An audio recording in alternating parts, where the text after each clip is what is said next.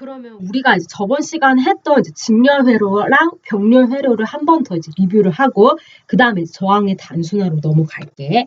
자, 먼저 우리가 직렬회로에서는 연달아 얘가 이제 이렇게 일렬로 이렇게 배열이 된 거, 이거 우리가 직렬회로 그랬고, 이런 상황일 때 이제 전류가는 배터리가 흘러가는 그 전류 I 배터리, 얘는 이제 뭐랑 같냐 그러면 첫 번째 흘러가는 전류, 두 번째 흘러가는 전류, 세 번째 흘러가는 전류가 모두 다 같아야 한다 그랬어.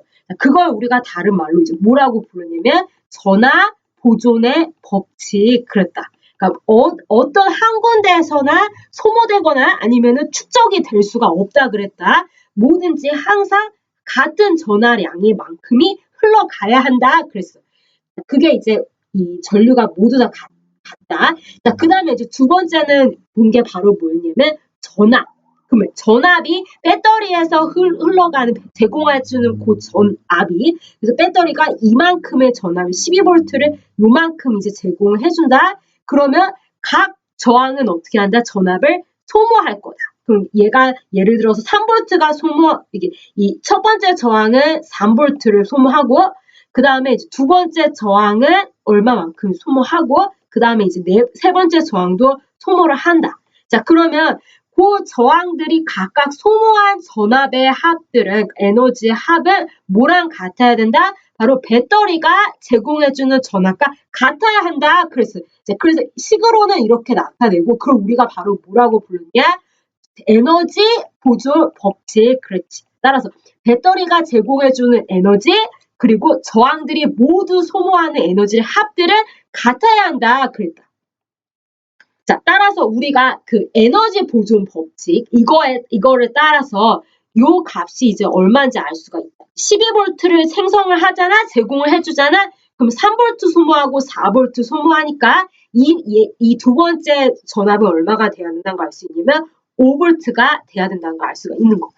자, 그리고 그거를 그래프로 나타내자면 배터리가 제공해주는 전압은 위로 증가하니까 12V만큼 이렇게 증가를 하면은 여기가 H점이고 여기가 A점이라고 한다면 그러면 이제 A에서 B로 가고 C로 갈 때 B에서 C로 갈 때 소모가 된다. 얼만큼 소모된다?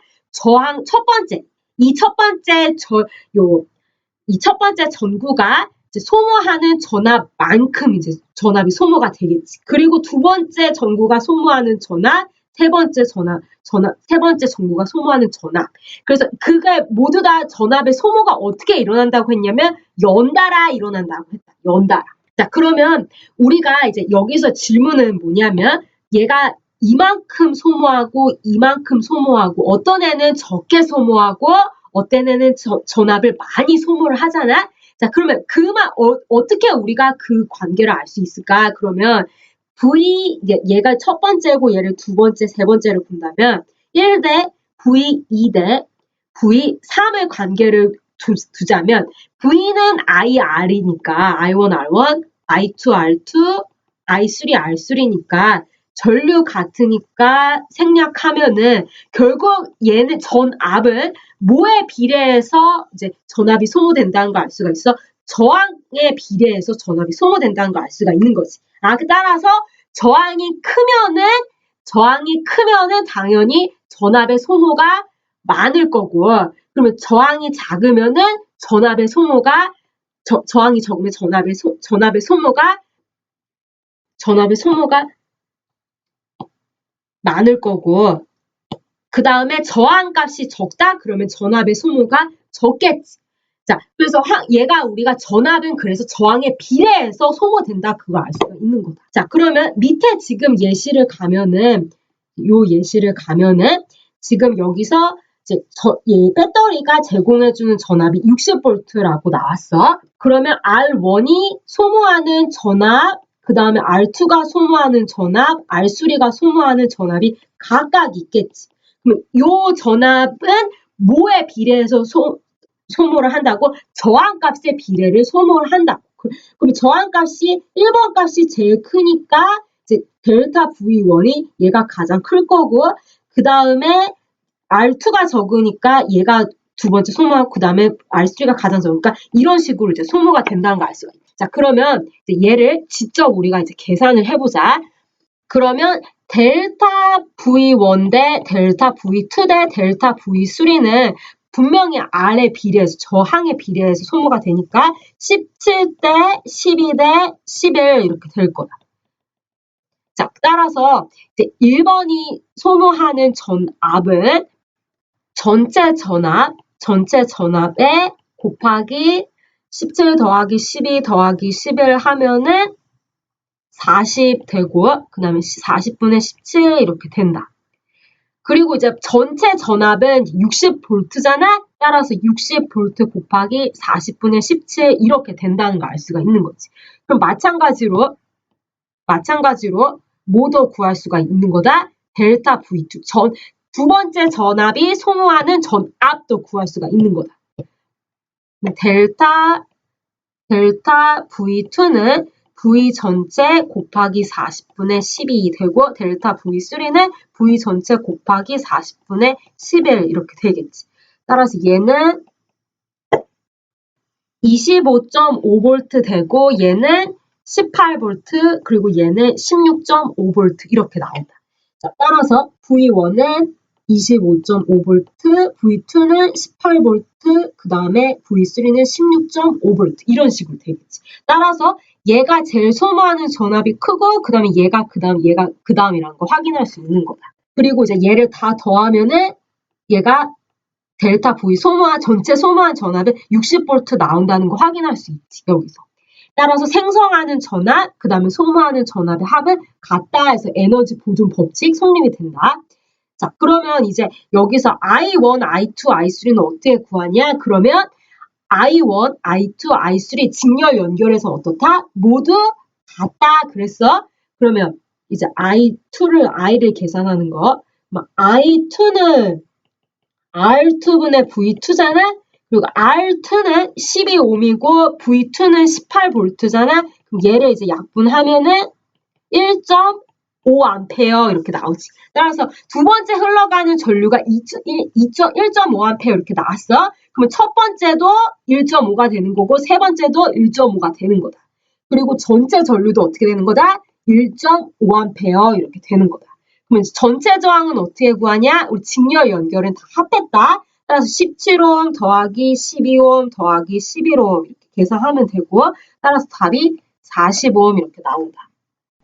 그러면 이제 병렬 회로에서는 이제 우리가 어떻게 비유를 할 수 있냐면 이 수도관에서 물이 흘러가는 거랑 비유를 했고요. 이 물의 양을 우리가 전하량이라고 했잖아. 그럼 물의 흐름을 전류라고 했고. 그럼 만약에 100에서 이만큼이 흘러가면은 요 갈라지는 점에서 얘가 40만큼 나가지 100에서 들어왔다가 그러면 나머지는 이제 60 가야 된다는 걸 알 수가 있는 거고 그 다음에 이제 60에서 40이 빠져나갔으면 이쪽 길에는 20만큼 가야 된다 그걸 알 수 있고 그 다음에 이제 마지막으로 다 모였을 때는 40 더하기 40 더하기 20이니까 100 이렇게 다시 돌아온다는 걸 알 수가 있는 거다.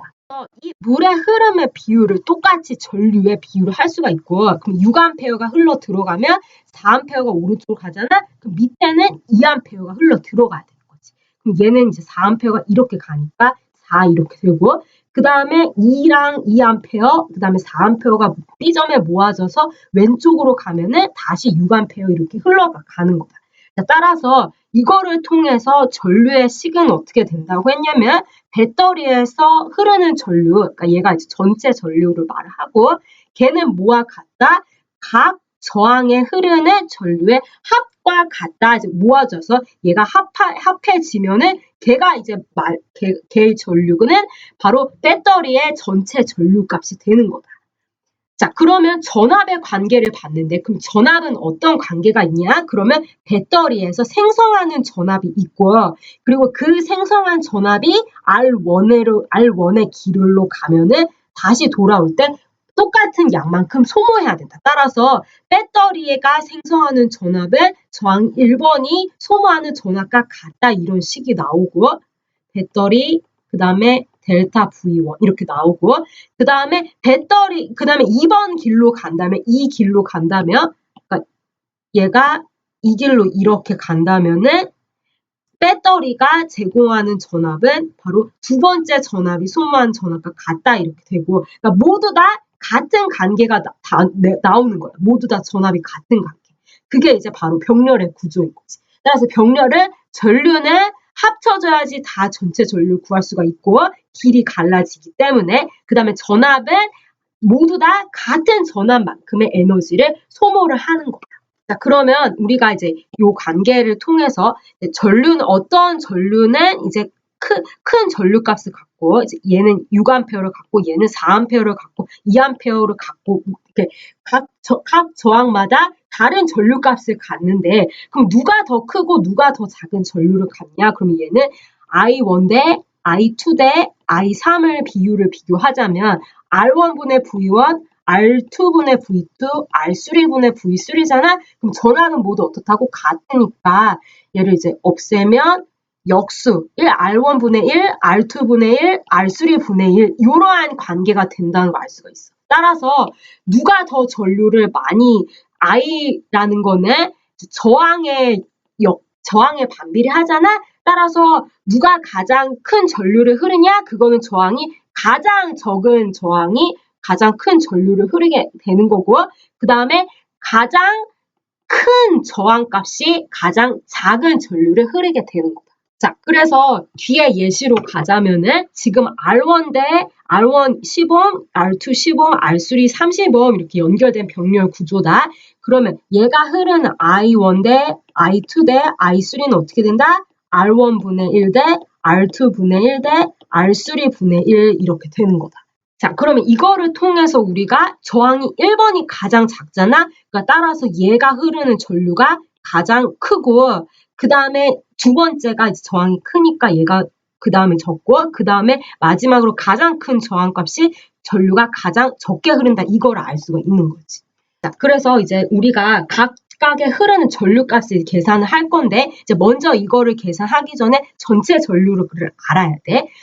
그러면 전체 전류를 알려면 등가 저항을 알아야 되는데 그러면 등가 저항 어떻게 구했더라? 10분의 1 더하기 15분의 더하기 30분의 1 하고 역수 이렇게 했지. 따라서 30으로 통분하면은 3 더하기 2 더하기 1 하고 역수 되니까 6분의 30해서 5옴 이렇게 나온다는 거 알 수 있다.